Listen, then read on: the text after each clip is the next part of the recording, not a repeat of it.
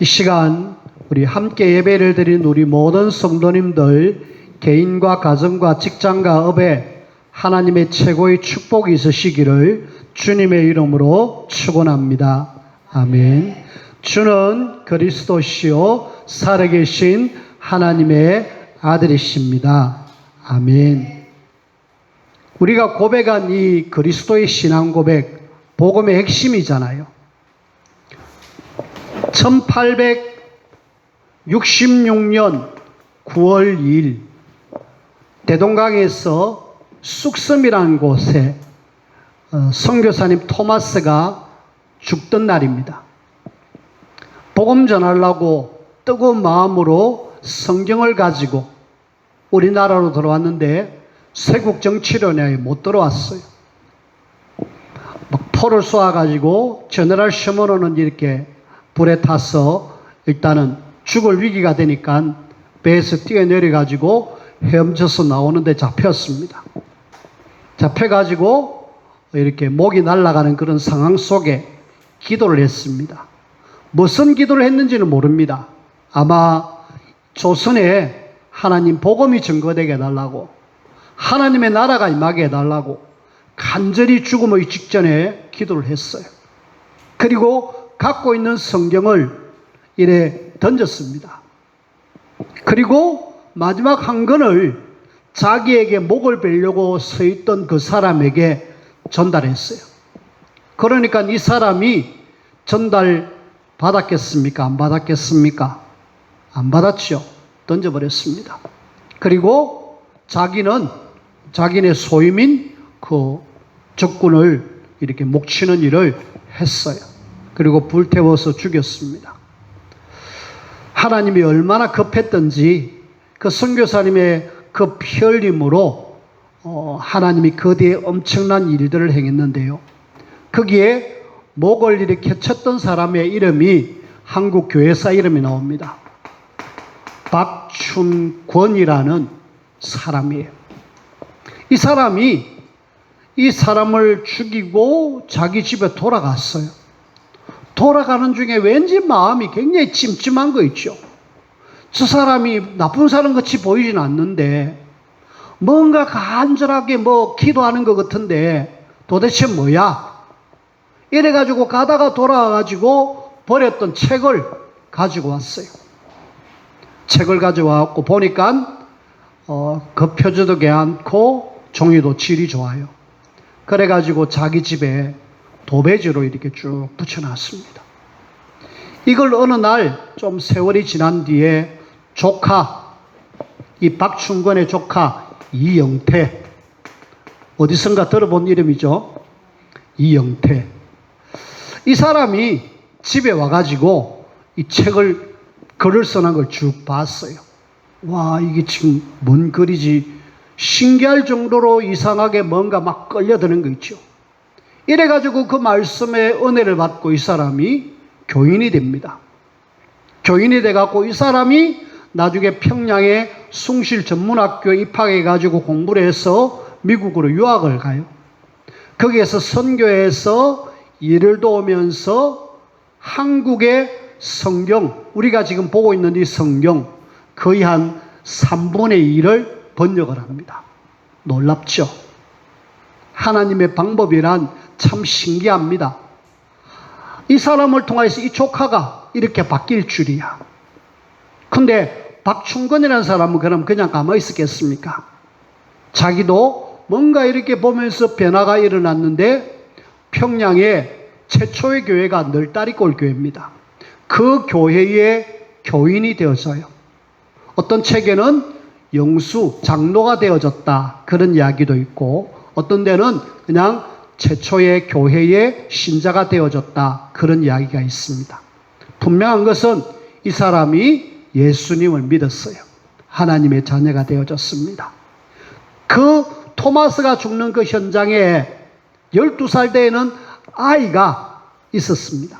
그 아이가 최치량이라는 12살 되는 아이가 그 선교사 죽는 걸 이래 옆에서 보고 얼마나 끔찍했습니까? 선교사가 책 던지는 걸 봤어요. 다들 그 책을 이렇게 싫어하는데 그 아이가 왠지 모르게 저 책을 내가 가져와야 되겠다 해서 세 권을 들고 왔습니다. 들고 왔는데 아이 입장에서는 겁나잖아요. 그러고 신고를 했습니다. 한 권을 가지고 그 지역의 영수에게 가가지고 이 책을 제가 주었습니다. 주니까 이 영수 이름이 누구냐 하면은 박영식이라는 사람입니다. 최치랑이가 박영식이라는 사람에게 줬어요. 이 박영식이가 역시 이 책을 보니까 괜찮거든요. 그래서 그 당시에는 종이도 없고 그러니까 벽지로 잘 이렇게 붙여놨습니다. 그런데 이 벽지를 보면서 뭔가 변화가 일어나는 거 있죠. 어느 날 선교사님이 이제 우리나라에 막 들어오기 시작하는데 그 집에 머뭅니다. 머물고 보니까 성경이거든요. 그러니까 굉장히 뭔가 의미가 있는 집이다. 이래가지고 박영식이라는 이 사람의 집이 평양의 널다리골 교회가 되어집니다. 그 널다리골 교회가 나중에는 평양의 장대현 교회의 모교회가 되어져요. 하나님이 그렇게 일을 하시는 거 있죠. 이 사람이 예수님을 구주로 영접하고 나중에 교회를 세울 정도의 사람이 되어졌고, 어린 최치량이는 나중에 이 집에 가서 같이 교회 신앙생활하는, 이래가지고 계속해서 어마어마한 부흥운동 일어나는, 그래서 나중에는 평양에 장대현 교회를 통하여서 엄청난 부흥운동이 일어났습니다. 제가 지금 토마스 한 사람 이야기했지만은 토마스 이야기가 아니고 복음의 능력입니다. 하나님의 능력, 복음의 능력. 한 사람이 그냥 말씀을 그냥 전달도 안 했습니다. 책을 그냥 던져주고 죽었어요. 그런데도 불구하고 하나님은 이런 사람들을 통하여서 하나님이 일을 시작하시는데, 복음이 제대로만 전거되어지면은 하나님은 놀라운 역사를 일으키십니다. 그래서 여러분들이 뭐 하셔야 되느냐? 복음의 능력을 제대로 알고 이 복음의 비밀이 우리 현장 속에 증거만 되기만 하면은 역사는 일어난다. 여러분들이 딱 믿고 복음 제대로 전하는 그런 사람으로 저와 여러분들이 세워져야 돼요. 1963년도에 살인자 고재봉이라는 그 사람이 복음이 들어가니까 이제 살인자가 아니라 뭘로 바뀌느냐? 전도자로 바뀌잖아요. 뿐만 아니라 빌레몬서에 나오는 그 오네시모가 감옥 안에 갇혔을 때 뭔가 죄를 지었으니까 감옥 안에 갇혔잖아요. 거기에서 바울이 전하는 복음을 듣고 전도자로 바뀝니다. 우리는 복음은 지금 우리 현장 속에 꼭 필요한, 없어서는 안 되는 최고의 하나님의 방법이고, 하나님이 이 복음을 통하여서 전 인류를 살리기를 원하고 계셔요. 지금 우리 지구가 한 75억 정도 됩니다. 이 중에 복음 아는 사람이 과연 얼마나 있을까요? 한 20억 정도는 하나님을 믿습니다. 일단은 뭐 천주교든 그 다음에 기독교든 그렇게 해서 하나님을 믿는 사람들이, 하나님 부르는 사람. 근데 55억은 뭐 하나님 전혀 모르죠. 그리고 중요한 거는 20억 인구 중에 정확하게 예수님이 그리스도 이 복음을 아는 사람들이 과연 얼마나 있을까요? 과연 여기에 원색적인 이 복음을 이야기하고 있는 이 복음을, 또 이 복음을 알고 또 전하고자 하는 그런 사람들이 과연 얼마나 있을까요? 제가 볼 때는 많지 않습니다. 그래서 이 20억 인구 중에 내가 너를 지명하여 불렀다, 너는 내 것이다, 이러면서 하나님은 우리 이 시대에 남은 자로 불러주셨습니다. 저와 여러분들이 이 지구의 75억 중에, 그 중에 20억 인구 중에 하나님이 은혜로 택하심을 따라 남은 자로 우리를 불러주셨다니까. 그 부름에는 그냥 어느 날 부름이 아니라 에베소서 1장 4절에 보니까 영세전에 하나님이 나를 부르셨다. 저와 여러분들은 그냥 부름이 아니라 하나님의 완벽한 계획 속에서 하나님이 나를 부르셨습니다. 그래서 나는 특별히 이 시대에 남은 자로 불러주셨어요. 불러갖고 뭐 하겠단 말입니까? 결국은 이 남은 자를 통해서 하나님은 현장 속에 영생 주시기로 작정된 자는 다 믿더라. 작정된 자를 찾아라. 사도행전 13장 48절에 보면은 작정된 자가 있다. 누군지는 모르겠지만 있다. 어느 날 저 웅천에 아파트를 빌라를 이렇게 쭉 순회하면서 띵동 눌려갖고 보금 전화하고 띵동 전화하고 이라 이야기하는데 싹 다 문이 안 열리고 막 관심 없어 하는데 어떤 한 분이 턱 튀어 나오잖아요. 턱 튀어 나와가지고 그 복음 나도 알고 있다고. 그 복음 나도 이렇게 하고 있다고. 그러면서 이야기하는 거예요. 알고 보니까 우즈베키스탄에서 이렇게 자기 아들이 우리나라에 돈 벌러 왔는데 그 아들 밥 해주기 위해서 온 어머니. 우리 교회 좀 오다가 이사간 연고로 인해서 다른 데로 갔습니다만 하나님이 작정된 사람 분명히 예비되어 있습니다. 뭐 하셔야 되느냐? 찾아라. 진짜 남은 자가 맞다라면은 75억 중에 있을 것이고 그 중에 정말 하나님이 구원받기로 작정된 자가 있다라는 거예요. 우리는 이 시대에 남은 자로서 하나님은 순례자의 길을 가는 사람입니다.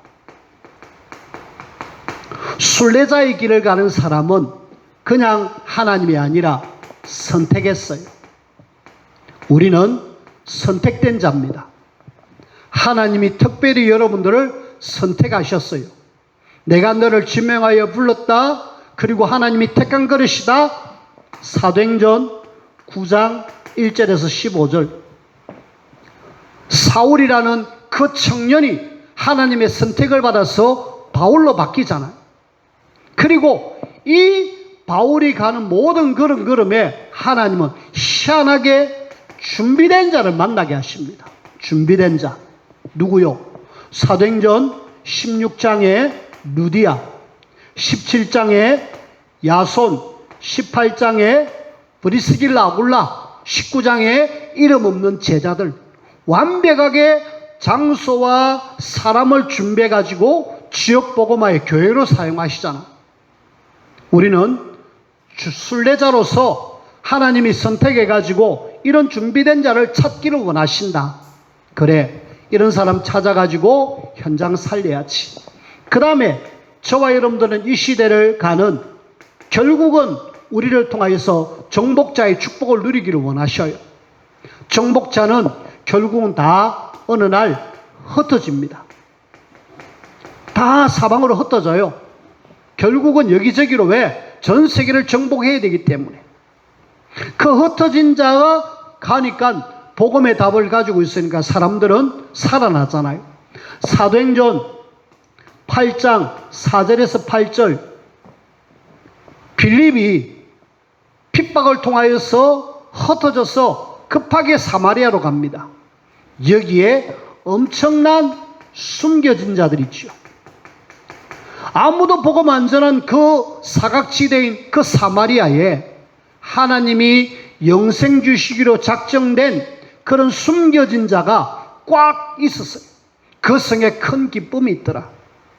뿐만 아니라 8장 26절에서 40절에 가니까 넷이라는 사람을 하나님은 만나게 하시잖아요. 분명히 숨겨져 있습니다. 예배 실컷 드리고 가는 그 넷이 하나님이 딱 숨겨놨다가 에티오피아 복음화에 가장 귀하게. 그래서 우리는 남은 자, 순례자, 정복자의 축복을 누리면서 나를 통하여서 작정된 자가 누구냐, 준비된 자가 누구냐, 흩어진 자, 숨겨진 자가 누구냐 찾고 세우는 이 일에, 이 일을 감당할 수 있도록 우리는 뭐 해야 되느냐? 오늘 성령 하나님이 주시는 힘을 얻고 성령 하나님이 주시는 인도를 제대로 받아라. 그래서 먼저 우리는 성령 하나님은 누구신가? 요한복음 14장 16절 17절 예수님이 이 땅에 계시는 동안에 아주 중요한 성령 하나님에 대한 이야기를 합니다. 그래서 한 몇 주간 우리가 순례자의 길을 감에 있어서 하나님이 주시는 성령의 능력 아니고서는 이 일을 감당할 수 없기 때문에 몇 주간 성령님은 누구신가? 그리고 우리는 그 성령 하나님께서 우리하고 어떤 관계가 있고 뭐 때문에 오셨는가? 그리고 우리는 성령 충만 받아야 되는데 어떻게 받을 수 있는가? 그리고 성령 충만 받으면은 그 결과가 어떻게 되어지는가?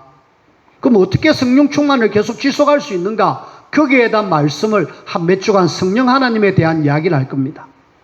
그 속에 오늘 저와 여러분들은 성령 하나님, 여러분들은 오해를 마시길 바랍니다. 성령 하니까 마치 영으로 계시는 분 이렇게 하면서 오해를 하시는데요. 자, 어떤 오해가 있었느냐? 사도행전 8장 14절에서 24절에 보니까 이 사마리아에 어마어마한 역사가 일어났잖아요. 여기에 이야기를 듣고 베드로 요한이 사마리아로 갑니다. 그리고 그 사람들에게 기도해서 성령의 충만함을 그렇게 입혀요. 성령 충만의 역사가 일어납니다. 여기에 시몬이라는 사람이, 베드로 아닙니다. 시몬이라는 사람이 내 돈 드릴 테니까 그 당신들 기도하니까 성령의 역사가 막 일어나는데 그건 나에게 좀 달라고.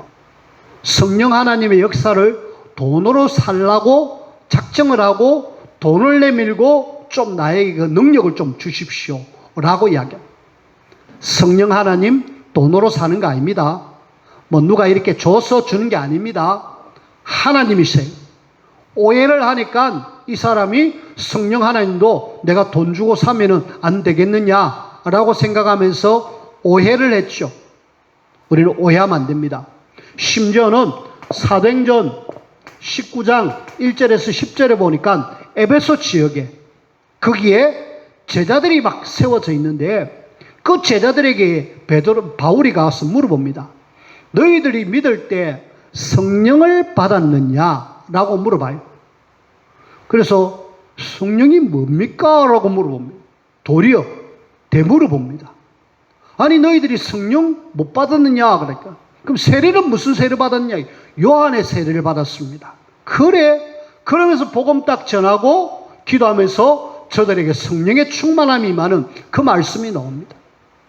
예수님을 믿고 세례는 받았지만은 그 성령 하나님에 대해서 전혀 무지한, 그러니까 순례자의 길을 걸어갈 수도 없고 정복자의 축복을 누릴 수도 없죠. 오늘 저와 여러분들이 눈 바짝 뜨고 성령 하나님에 대한 부분들을 여러분들이 좀 인지하고 제대로 좀 알기를 바랍니다. 알고요. 그 성령 하나님은 나에게 능력 주시는 분이다. 그래서 성령 하나님에 대한 부분들을 여러분들이 좀 예민하게 아셔야 돼요. 대구에 그 동일교회라고 있었는데 동일교회의 조목사님이라고 지금은 돌아가셨습니다. 그분의 말씀을 제가 참 많이 은혜를 받았는데요. 그분이 설교하실 때마다 늘 성령을 의지하고 성령 하나님이 역사하시는데 성령을 의지하고 말씀을 들으시고, 그리고 저희들에게는 성령 하나님을 좀 이렇게 세밀하게 좀 이렇게 민감하게 좀 이렇게 해라면서 굉장히 많이 강조를 하셨어요. 그때의 이야기 들었을 때는 마치 뜬구름처럼 이런 사람들처럼 그렇게 생각을 했습니다. 세월이 가고 이렇게 시간이 지남에 따라서 그래, 나에게는 성령 하나님의 능력이 아니고서는 이 땅을 정복할 수도 없고 이 땅에 힘있게 살아갈 수도 없구나. 내가 하나님 주시는 성령의 능력이 아니고서는 현장을 살릴 수도 없구나. 하나님의 자녀가 이 힘이 없어가지고 현장에서는 계속 힘들게 살아가는구나. 그래서 여러분들이 정말 누가 강조해서가 아니라 우리는 정말 받으셔야 돼요. 대구에 역시 목사님 한 분인데 돌아가셨습니다. 이량 목사님이라고, 이분이 우리 단체의 목사님이잖아요. 나병으로 목사가 나병이 걸려가지고 그렇게 어려움을 당하는 중에 목사 안수를 받아가지고 목회를 잘 하시다가 이 땅을 돌아가셨는데 이런 이야기를 하셨습니다. 예수님이 하나님 말씀에 성령 충만 준다 안 그랬나? 그거 왜 안 받느냐? 라는 이야기를 해 주셨어요. 그 말을 들을 때도 역시 고개가 끄덕끄덕해지는 거 있죠. 주님이 주신다 그랬고 분명히 성령 충만 권능 생긴다고 말씀하셨는데 그렇게 준다 그랬는데 왜 우리가 안 받아가지고 무기력한 우리가 되느냐. 그래서 저부터 정말 기도 속에서 하나님의 능력을 공급받아 진짜 현장 우리가 살려야 되겠고, 우리 모두가 또 힘을 합해가지고 정말 위로부터 주시는 하나님의 능력인 성령의 충만을 받아 237 나라 5천 종족, 지금 전혀 복음 듣지 못한 75억 중에 55억 인구가 복음 하나도 못 듣고 있습니다. 살려내야 돼요. 살려내야 될 어마어마한 1000명이 오늘 저와 여러분들이 있습니다. 그 1000명의 이름에 있어서 가장 큰 원동력이 뭐냐? 성령 하나님. 자, 제일 먼저 우리가 오늘 이 성경 속에 이 성령 하나님에 대한 부분들을 우리가 한번 보십시다. 일단은 우리가 성삼위 하나님으로 알고 있죠. 성삼위 하나님 중에 삼위의 하나님이시다. 그래서 우리는 구약에 보면은 주로 하나님은 이 성부 하나님이 주로 역사하셨죠. 그리고 신약에는 성자 하나님이 역사하셨습니다. 그 신약 뒤에 우리가 지금 살고 있는 마지막 때, 우리는 말세라가 주님이 땅을 떠나시면서 다시 재림하실 그때까지 우리는 말세 시대를 살고 있습니다. 이 시대의 하나님은 성령으로 역사하셨습니다. 그러면은 구약에는 하나님의 성령께서 역사 안 하셨느냐? 신약에는 하나님의 성령께서 역사 안 하셨느냐? 다 역사하셨습니다. 근데 자, 주와 부가 나눠주죠. 구약에는 주로 성부 하나님, 신약에는 주로 성자 하나님, 마지막 때는 성령 하나님. 구약에도 보면은 성령 하나님 역사가 나와요. 어디에 나옵니까? 창세기 41장 38절. 그 불신자인 바로가 이 하나님의 영에 감동된 사람을 우리가 어떻게 찾을 수 있으랴 하면서 요셉을 이야기할 때 그렇게 이야기해요. 불신자인 바로가 야, 저 요셉 저 총리로 내가 세워야 될 이유, 하나님의 영에 저렇게 감동된 사람 내가 보지 못했다.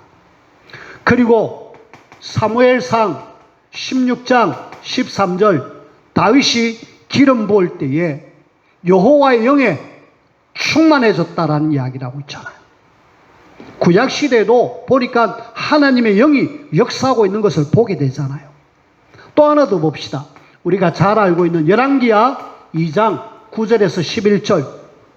여기는 이 엘리사가 엘리야 선생님에게 부탁하는 내용이잖아요. 뭐라고요?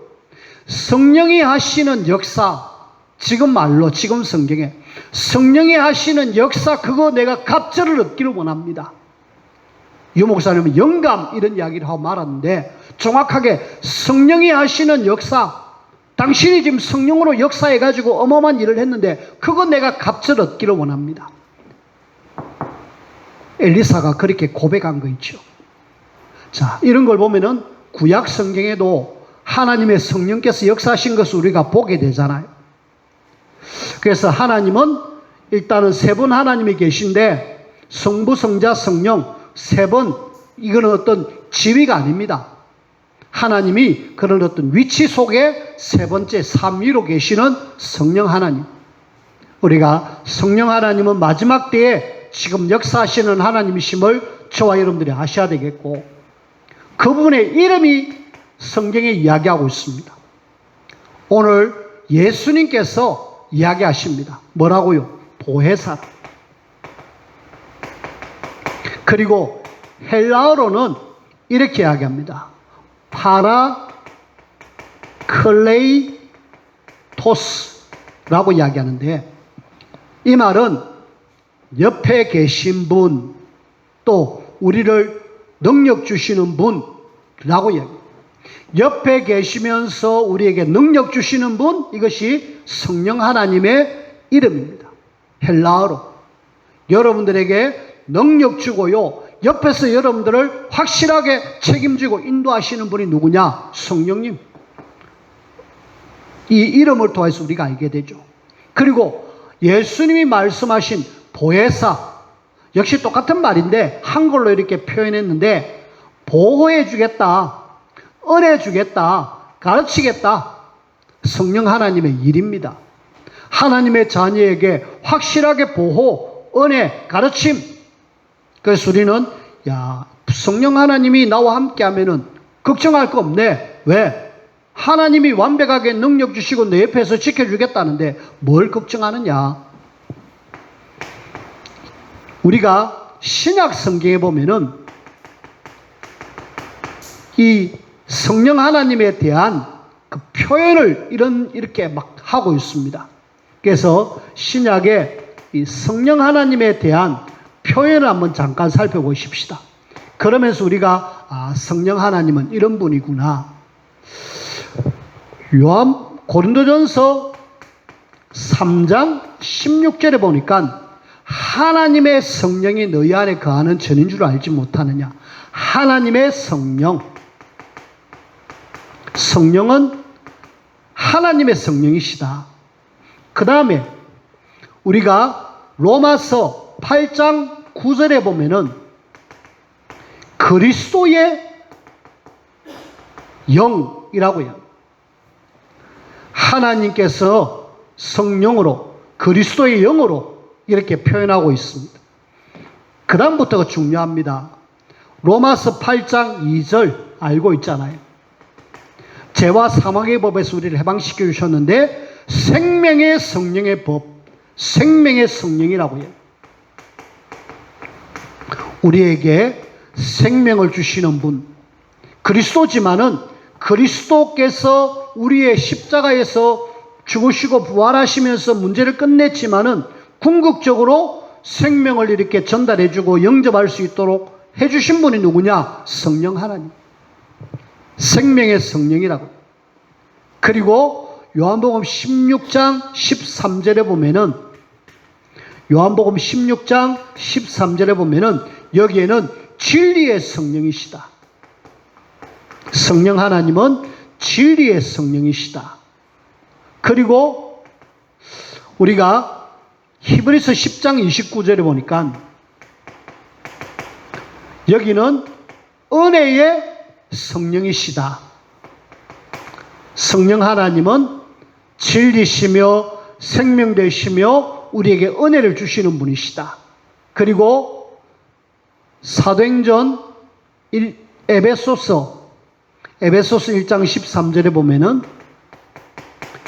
여기는 약속의 성령이시다. 자, 성령 하나님에 대한 표현을 하나님의 성령, 그리스도의 성령, 우리가 삼위 하나님에 대한 이야기를 하면서 하나님은 우리에게 생명도 주시고 진리도 주시고 은혜도 주시고 약속도 주시는 분이시다. 결국은 하나님의 성령이 역사하시면은 모든 문제 끝난다라는 것을 여러분들이 기억하시고 그 하나님의 인도를 제대로 받는 그런 저와 여러분들이 되셔야 안 되겠습니까? 그러면서 우리는 이런 이야기를 하면서도 우리는 예수님께서 이 땅에 계시는 동안에 성령 하나님에 대한 말씀을 이렇게 저렇게 해주셨습니다. 그걸 우리가 한번 살펴봐야 되겠습니다. 뭘 주셨느냐? 요한복음 14장 16절에 보니까 보혜사, 다른 보혜사를 보내사 영원히 너희와 함께. 저와 여러분들이 늘 임마누엘이라고 이야기하지만은 지금 임마누엘로 역사하시는 분은 성령 하나님이십니다. 하나님이 우리와 함께 하신다. 이분 영원히 나와 함께 하신다.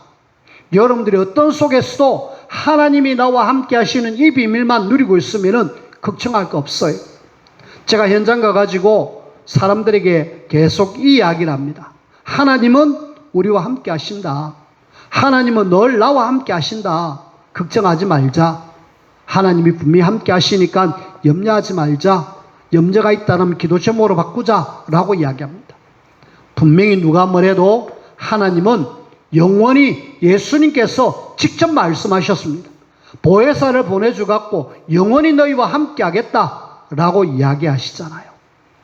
그 다음에 요한복음 14장 26절 우리가 지금 펴져 있으니까 한번 보십시오. 14장 26절 여기는 뭐라고 이야기합니까? 보혜사 곧 아버지께서 내 이름으로 보내실 성령, 예수 그리스도 이름으로 우리에게 보내주겠다 성령, 그가 너희에게 모든 것을 가르치고 내가 너희에게 말한 모든 것을 생각나게 하겠다. 주님은 성령을 통하여서 가르침, 생각나게, 깨달음, 이런 부분들을 성령 하나님이 하시겠다. 여러분들이 하나님의 가르침과 하나님의 깨달음이 성령으로 역사하시겠다라고 이야기합니다. 그래서 우리가 성령의 능력을 받아야 되고 성령 충만을 받아야 될 이유가 이야기를 하고 있죠. 그리고 예수님께서 또 이런 이야기를 하십니다. 요한복음 15장 26절 여기 나와 있잖아요. 내가 아버지께로부터 너희에게 보낼 보혜사 곧 아버지께로부터 나오시는 진리의 성령이 오실 때에 그가 나를 증언하실 것이다. 성령 하나님께서 예수 그리스도를 증언하겠다라고. 우리가 전도 성령 하나님의 능력을 입어야 이렇게 복음을 전할 수 있다라는 거 이야기하고 있잖아요.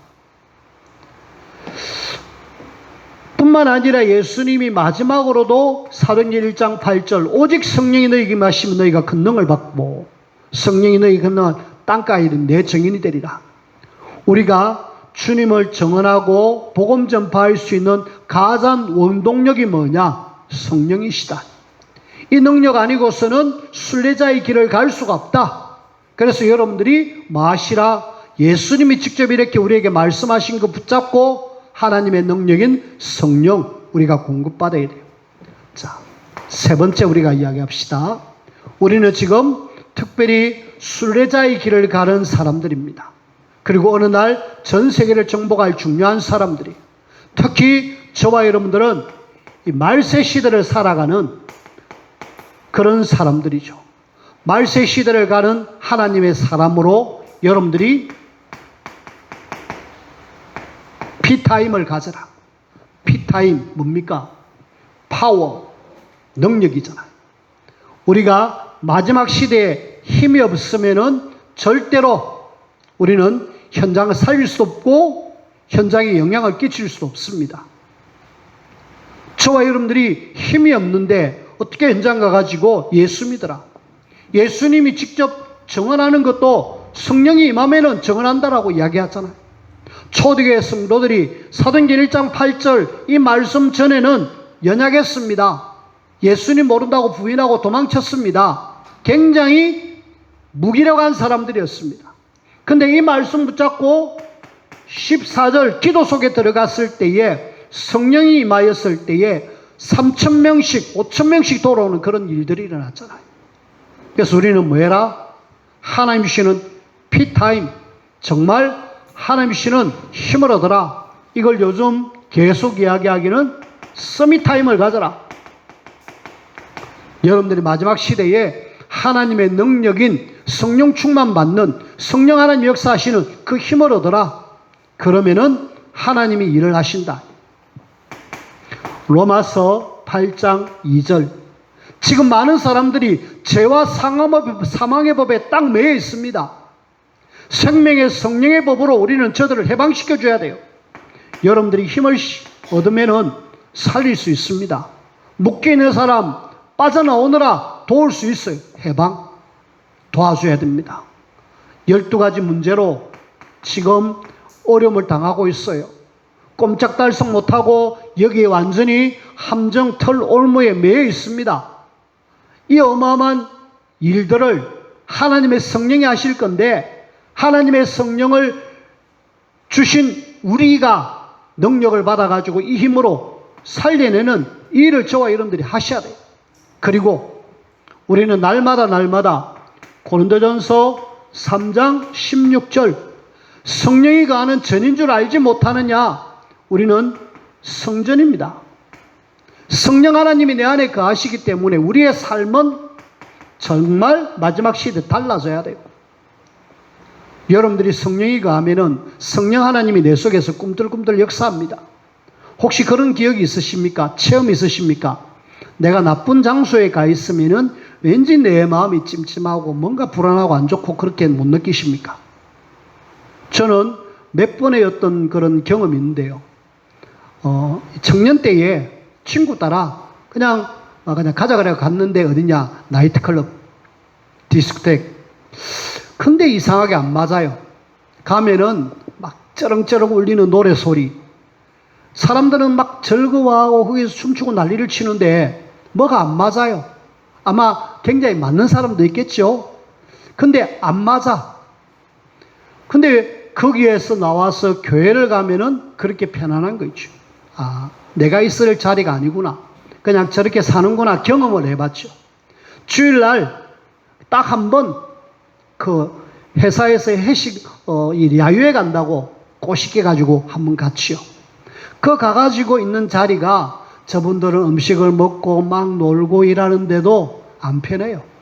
내가 있어야 될 자리가 아닌데 왜 그럴까요? 하나님의 성령이 우리 여러분들이 혹시 죄 짓는 자리에 가 있어 보십시오. 나쁜 짓 하는 자리에 가 있어 보십시오. 내 속에 성령이 계시기 때문에 하나님이 내 마음을 막 격동시킵니다.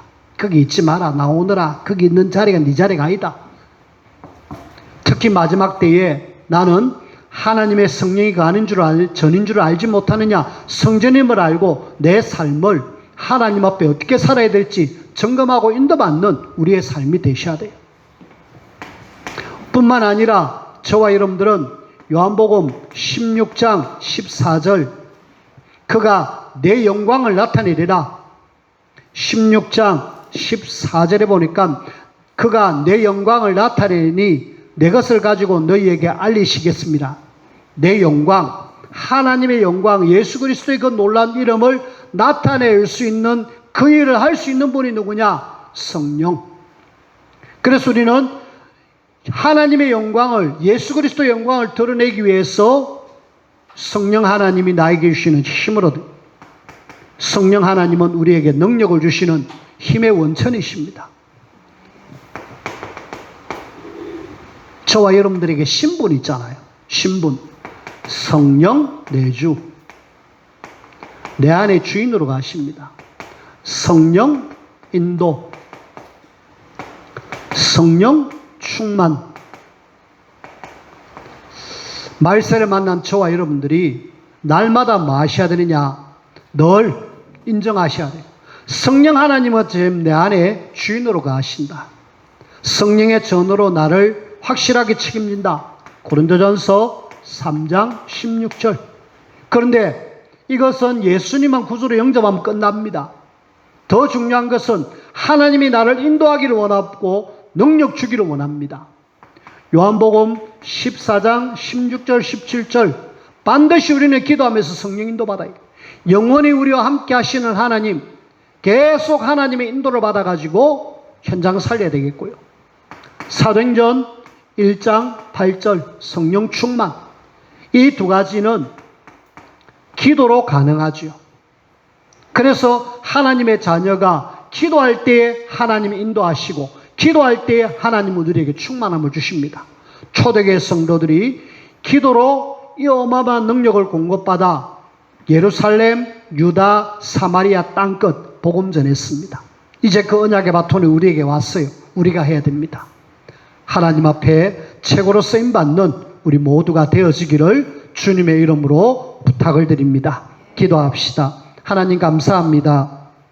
성령 하나님이 분명하게 계시며 지금도 역사하시는데 우리가 인지하지 못하고 알지 못하여 그냥 내 혼자 또 열심히 살아갔습니다.